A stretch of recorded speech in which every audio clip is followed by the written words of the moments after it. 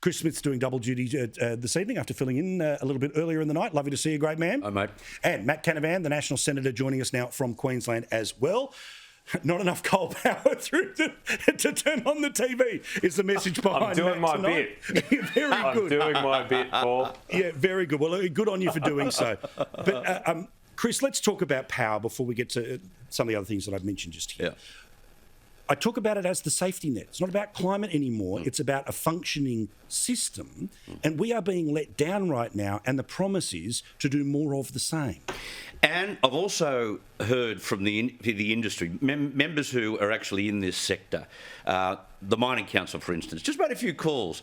And the thing is that even if their member coal-fired powered companies wanted to do something about their coal-fired station, wanted to refurbish it, wanted to invest money in it, the banks won't touch them. Correct. The banks won't touch them, mate.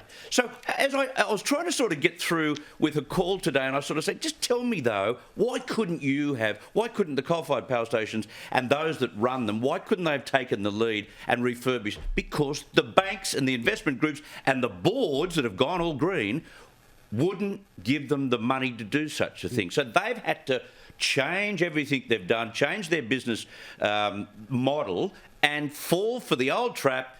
Therefore, we don't have baseload power. And you're right about the population increase, and we move to electric cars. That's all well and good. We're going to need triple the amount of baseload power in about 5 years' time. Yeah, correct. Where's it coming from? Yeah, I mean, Matt, again, it is this scenario where there's a lot of culpability in all of this. At some point in time, our power infrastructure was seen as a pot of money for a quick few $1 billion to be sold off. That then meant that it was private companies that make the decision. Private companies now, as Chris says, are beholden to the market as to where their money comes from and the activist shareholders. This is the perfect example of why sometimes the state should own something as important, or at least have a portion, so they're able to turn around and say, well, we don't need permission to build a coal-fired power station. We've already got one. We own one, and we are part of the national energy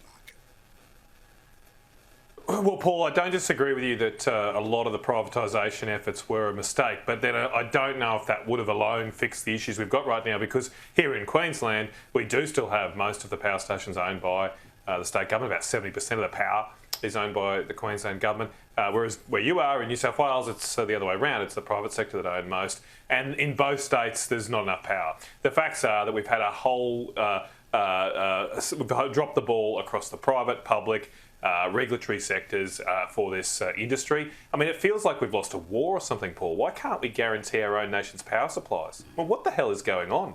Like, we're literally tonight, it's a bit of a joke not turning the TV on, but that's what we've been asked to do here in Queensland tonight. We've been asked, you can't put your heaters on, don't turn things on, or the whole system might crash. And who knows what big companies, what factories have been asked to turn their power off. They're not being very transparent about that, and what jobs are at risk because of that. This is a national disgrace.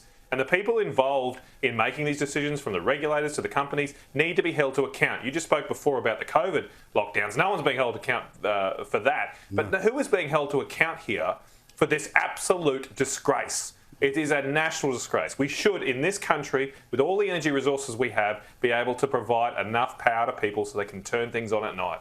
Well, and again, Chris, because this is only viewed through the prism of climate change, then therefore, you know, any discussion about a functioning system is viewed as some level of climate denialism. That's bullshit. Yes. It's not true. We're not dinosaurs. Yes. We've just looked at the facts, and this has gone on for about 15 years in places like Sky News, where we've tried to argue we're going to do our bit for the climate. If that's what we have to do, we'll do it. But please don't sell us out. Please don't allow us to keep the lights off or have to go through winter. And the irony of this, Paul, the irony of this has come to a head when it's some of the most cold weather we've ever experienced in a global warming, fearmonger environment. But also, this is the start of winter. It's going to get way colder in the middle of July. All right, this is where we are right now. And it's not good enough for the partisan game of the new government to say, oh, it's all the old government's problem. No, it is a collective brain snap which has been going on for a political generation, Matt. And exactly right, Paul. And there's a good point there made about the winter only going to get worse, but it's also the case that summer is even more demand in Australia, whether it's global warming or what have you. On hot days, they are actually our peak periods in January, February usually. So if we don't fix something and fix something fast, things could get a lot worse for our country. I think I said a few weeks ago that what we need to do is buy as many diesel gensets as we can right now.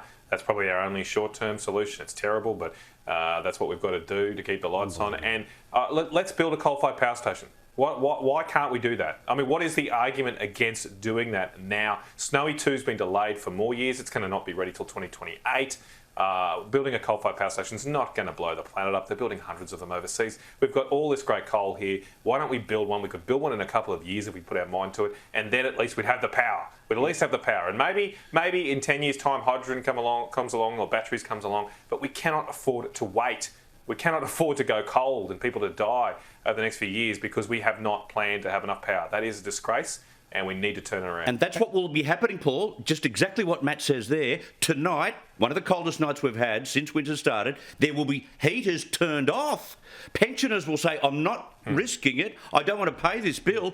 And that will cause them enormous health problems. Well, and can I just be very clear too, before people want to immediately jump on and start sending off to the umpire this very conversation, have a chat to the new Labor member for Higgins, who talked about people with extreme hypothermia during winter. Remember when they tried to turn around and say that Craig Kelly was making it up when he talked about it? And then, of course, 6 months later, the facts doubled it down. So we'll meet you on the other side of winter. And then you can do your fact check on the other side then, as opposed to screaming about what you think might be about to happen. Now, just quickly, Chris, the point about the OAMs today for these chief health officers.